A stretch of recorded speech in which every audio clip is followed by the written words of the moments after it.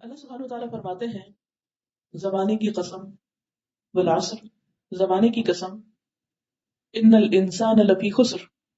کہ بے شک ہر انسان یقیناً خسارے میں ہے، نقصان میں ہے، الا الذین آمنوا وعملوا الصالحات، سوائے ان لوگوں کے جو ایمان لائے اور انہوں نے نیک اعمال کیے، وتواصوا بالحق وتواصوا بالصبر، اور انہوں نے ایک دوسرے کو حق کی وصیت کی اور ایک دوسرے کو صبر کی وصیت کی۔ یہاں اللہ سبحانہ وتعالیٰ عصر کے وقت کی قسم کھا کر انسان کو اس کے نقصان کا احساس دلاتے ہیں کہ جس طرح دن کا ایک بڑا حصہ گزر جاتا ہے اور عصر دن کا آخری حصہ ہوتا ہے اور وہ بہت تیزی سے گزر جاتا ہے، یہی حال انسان کی زندگی کا ہے کہ دن، ہفتے، مہینے اور سال تیزی سے گزر جاتے ہیں، بالآخر انسان اپنی زندگی کے آخری حصے میں جا پہنچتا ہے اور پھر ایک دن زندگی ختم ہو جاتی ہے۔ اس زندگی میں، اس وقت میں اگر انسان اچھے کام کرتا ہے تو اس کا انجام اچھا ہوتا ہے، اور اگر انسان اس زندگی کو گنوا دیتا ہے اور اس میں وہ کام نہیں کرتا جو ہم سے مطلوب ہے، جو ہم سے چاہیے، تو پھر اس کے پاس دوبارہ کوئی موقع نہیں ہوتا کہ وہ اپنی غلطی کی اصلاح کر سکے، اپنے نقصان کو کسی طرح کمپنسیٹ کر سکے۔ اس لیے بہت ضروری ہے کہ ہم وقتاً فوقتاً اپنے آپ کو یاد دہانی کراتے رہیں کہ ہم بہت تھوڑے دن کے لیے ہیں یہاں پر، کہ ہمارا دنیا میں قیام بہت تھوڑا ہے۔ قرآن مجید میں آتا ہے کہ قیامت کے دن انسان کہیں گے لم یلبثوا الا عشیۃ او ضحاها، یعنی وہ یہ محسوس کریں گے کہ وہ دنیا میں بس صبح کا پہر یا پچھلا پہر رہ کر آئے، یعنی بہت تھوڑی دیر کے لیے، کیونکہ قیامت کی زندگی لمبی زندگی، صرف قیامت کا دن ایک 50,000 سال کے برابر ہے، اور پھر قیامت کا دن جب ختم ہوگا، لوگ جنت یا جہنم میں پہنچ جائیں گے، تو پھر ہمیشہ کی زندگی شروع ہو جائے گی، ہمیشہ ہمیشہ کی زندگی۔ آپ قرآن مجید کی تلاوت کرتے ہوئے الفاظ پڑھتے ہوں گے خالدین فیہا، وہ اس میں ہمیشہ ہمیشہ رہیں گے۔ تو اس سے یہ پتہ چلتا ہے کہ زندگی اصل میں آخرت کی ہی زندگی ہے، اور یہ وقت ایک لمیٹڈ ہے، محدود ہے، گنا چنا ہے، نمبرڈ ہے، اور ایک ایک لمحہ کر کے گزر جائے گا۔ اس لیے ہم سب کو اس وقت کی قدر کرنی چاہیے اور اس کو بہترین کاموں میں استعمال کرنا چاہیے۔ اللہ سبحانہ وتعالیٰ نے قرآن مجید میں مختلف اوقات کی قسم کھائی، مثلا فجر کی، والفجر وليال عشر والشفع والوتر واللیل اذا یسر هل فی ذلک قسم لذی حجر، قسم ہے فجر کی اور 10 راتوں کی اور جفت اور طاق کی اور رات کی جب وہ چلتی ہے، یقیناً اس میں عقل والے کے لیے بڑی قسم ہے۔ یعنی یہ سارے اوقات انسان کو کچھ سکھا رہے ہیں،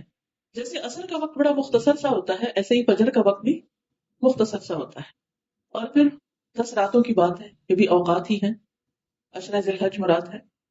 پھر اس کے بعد جفت اور طاق، مہینے کی ہر رات یا جفت ہوتی ہے، طاق ایون یا آڈ ہوتی، اور کرتے کرتے مہینہ گزر جاتا ہے۔ واللیل اذا یسر، اور رات کی قسم جو وہ چلتی ہے، یعنی ختم ہو جاتی ہے، پھر رات کتنی بھی طویل ہو، کتنی بھی اندھیری ہو، لیکن وہ بھی ختم ہو جاتی، دن بھی چلا جاتا ہے عصر کے ساتھ اور رات بھی چلی جاتی ہے فجر کے ساتھ۔ اسی طرح اللہ سبحانہ وتعالیٰ نے کائنات کے معاملات میں اوقات مقرر کیے ہیں، رات اور دن کے اوقات مقرر کیے۔ قرآن مجید میں اللہ تعالیٰ فرماتے ہیں اللہ الذی رفع السماوات بغیر عمد ترونها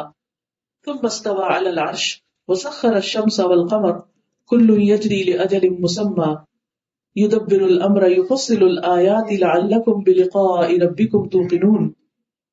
اللہ وہ ہے جس نے آسمانوں کو بلند کیا بغیر ستونوں کے جنہیں تم دیکھتے ہو، پھر وہ عرش پر بلند ہوا اور اس نے سورج اور چاند کو مسخر کیا، ہر ایک ایک مقرر وقت کے لیے چل رہا ہے، یعنی جیسے انسانوں کی زندگی کا وقت مقرر ہے، اسی طرح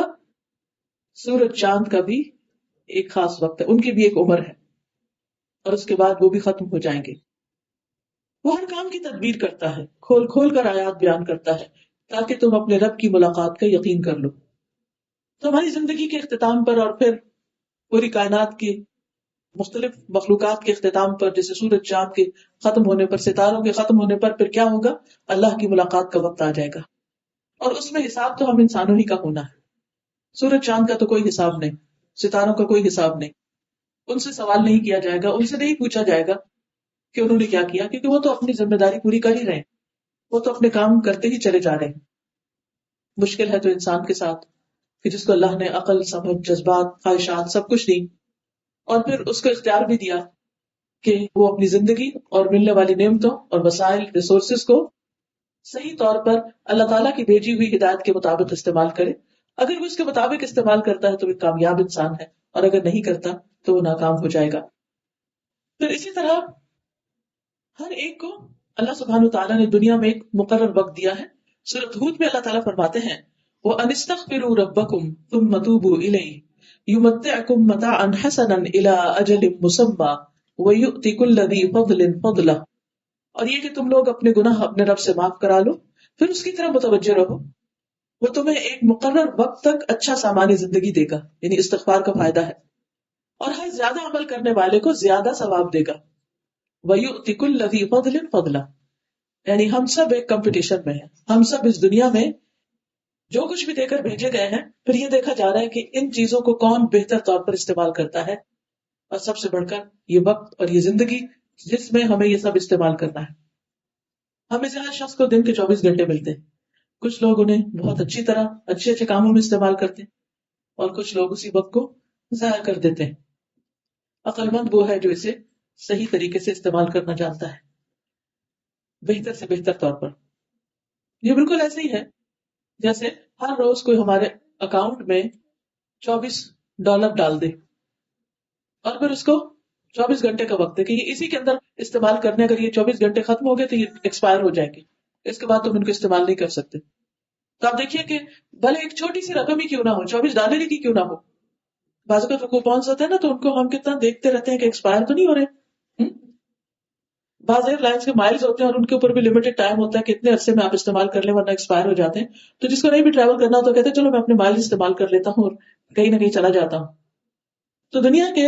مال اور چھوٹی چھوٹی چیزوں کے لیے بھی ہم ان کی ڈیٹس یاد رکھتے ہیں، اور ان کے ایکسپائر ہونے پر اور کچھ نہیں تو افسوس ضرور کرتے ہیں کہ ہم نے ضائع کر دیے، مجھے اس کو استعمال کرنا چاہیے تھا. لیکن جب ہم اپنا وقت ضائع کرتے ہیں تو ہمیں اس قسم کا افسوس اور دکھ کم ہی ہوتا ہے کہ مجھے اسے بہتر طور پر استعمال کرنا چاہیے تھا. کیونکہ ہر انسان کی موت کا وقت مقرر ہے، اور موت اسی وقت آنی ہے، نہ اس سے پہلے نہ اس سے بعد. انسان اس کو ٹال نہیں سکتا. خالد بن ولید نے بے شمار جنگوں میں حصہ لیا تھا، لیکن ان کی وفات بستر پر ہوئی تھی، کسی جنگ میں شہید نہیں ہوئے تھے. تو ہر شخص کہاں فوت ہوگا، کب ہوگا، دن، جگہ، وقت، سب کچھ اللہ کو پہلے سے ہی پتا ہے. ما تدری نفس بأی ارض تموت. کسی شخص کو نہیں پتا کہ وہ کس زمین پر مرے گا. جہاں اس کی موت لکھی ہوتی ہے وہاں وہ پہنچ جاتا ہے.